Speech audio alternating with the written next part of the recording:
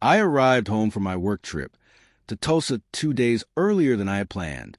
A major water line had burst at the big job site where I was working, so the client had to cancel everything for the rest of the week. I thought it would be a wonderful surprise for Rachel.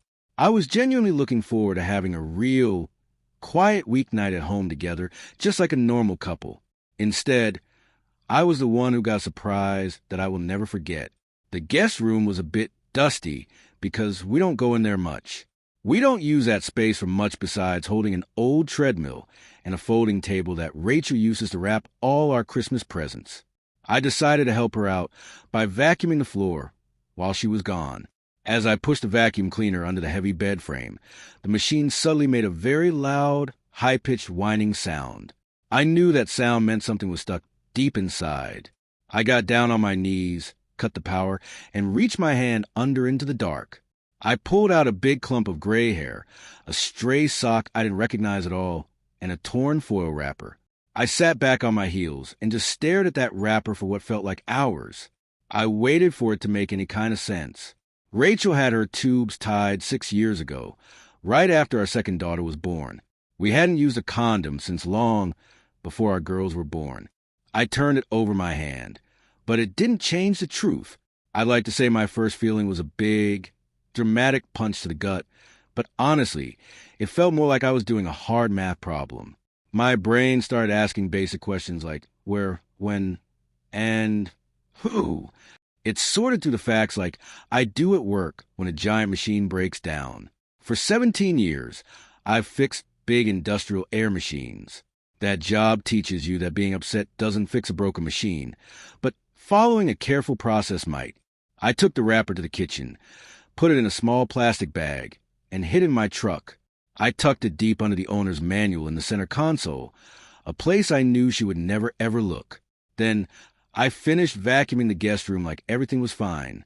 I put the vacuum away and took a long, hot shower.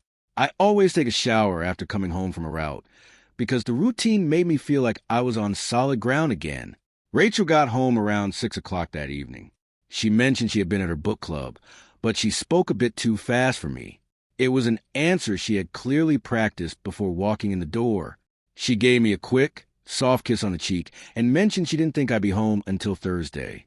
She asked if I had eaten yet, and when I said no, she started making tacos for us. We sat together at the same kitchen table we've used for 11 years.